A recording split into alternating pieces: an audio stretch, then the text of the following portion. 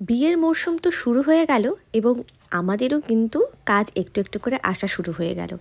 এটা ছিল আমার 11ই নভেম্বরের কাজ, না যদিও এটা বিয়ের কাজ নয়, এটা ছিল অন্নপ্রাশনের কাজ মা এবং তার পিসির। আসন্ন সিজনে যারা যারা বিয়ে করছো তাদেরকে প্রথম থেকেই অনেক অনেক অভিনন্দন জানাই এবং তোমাদের আসন্ন জীবন, আগামী জীবন অনেক সুন্দর হোক এই কামনাই করি। এটা ছিল আমার ব্রাইডাল সিজনের প্রথম কাজ, বা বলতে পারো যে নভেম্বরের প্রথম কাজ। তো প্রথম থেকেই সবাইকে শুভেচ্ছা জানিয়ে রাখলাম। তো এদিন আমার কাজ ছিল জিরানপুরে। প্রথমেই ছোট্ট সেই সোনার পিসিটা সাজতে বসলো, কারণ ওকে আমার প্রথম সাজানো ছিল অন্নপ্রাশন উপলক্ষে। ভাস্তির অন্নপ্রাশন বলে কথা, সুন্দর করে তো সাজতেই হবে। তো ওকে আমি প্রথমে সাজাতে বসিয়ে তারপর ওর মা সাজছিল, কারণ খুব দুষ্টুমি করছিল, এদিকে ওর খিদেও পেয়ে গিয়েছিল, সেজন্য মা সাজতে বসতে পারেনি।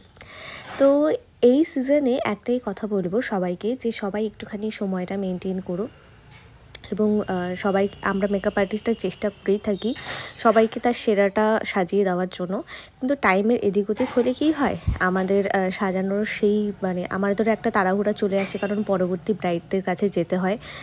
তো সেই জন্য একটা সমস্যা হয়ে যায়। তো এই সমস্যাটা ছাড়ানোর সবথেকে মুখ্য উপায়ই হচ্ছে টাইমটাকে সুন্দর করে ম্যানেজ করা। এটা সবাই চেষ্টা করলে আমাদের সবারই কাজে সুবিধা হয়। তো এখানে দেখো আমি ওর মেকআপের বেস মেকআপ প্রায় কমপ্লিট করেই ফেলেছি। আজকাল সবাই বেশ একটুখানি সিম্পল আর বেশ একটুখানি ভালো মেকআপ পছন্দ করে। সিম্পল হবে কিন্তু সুন্দর হবে, বাট গর্জিয়াস হবে, এরকম একটা সবার একটা চাহিদা থাকে। তো সেই চাহিদাটাই সবাই, আমি অন্ততপক্ষে মেনটেন করার চেষ্টা করি।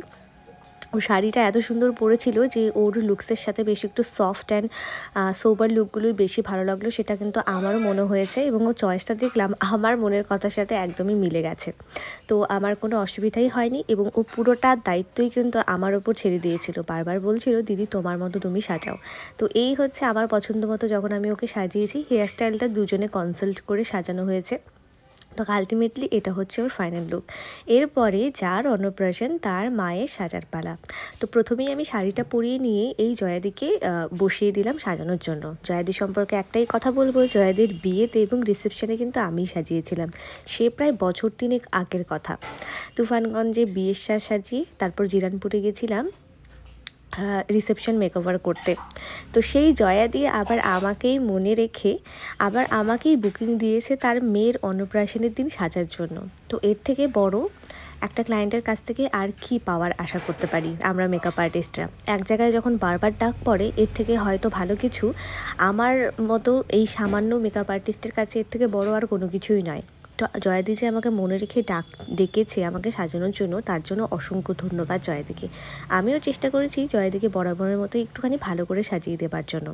মাঝখানে লাইটটা অফ করতে হচ্ছিল, কারণ দিদির ওই রিং লাইটের আলোতে একটু সমস্যা হচ্ছিল। তো আমি লাইটটা অফ রেখেই সাজিয়েছি বাকিটুকু, তারপরে আবার লাইটটা অন করে শুধু ভিডিও শটগুলো নিয়েছি এবং সেটাও জিজ্ঞেস করে।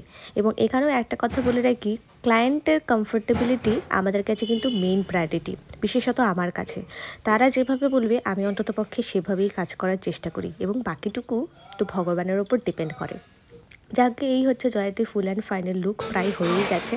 তো তোমরা জানিও যে তোমাদের কেমন লাগলো আমার এই ভিডিওটা। এটা একটা ছোট্ট ভ্লগ করেছি এবং এটার ফুল মেকআপ টিউটোরিয়াল কিন্তু আমি আমার ইউটিউব চ্যানেলে ছাড়বো। তো যদি ভালো লাগে তাহলে প্লিজ আমার এই পেজটিকে একটুখানি লাইক করে দিও এবং আমার এই চ্যানেলটিকে একটুখানি সাবস্ক্রাইবও করে দিও, কারণ তোমাদের সাপোর্টই আমার কাছে সব থেকে বড় পাওনা। এর থেকে বড় পাওনা আর কী হতে পারে। চলো দেখা হচ্ছে নেক্সট ভিডিওতে। আসন্ন ব্রাইডাল সিজনে যা যা কাজ করব সবই শেয়ার করব।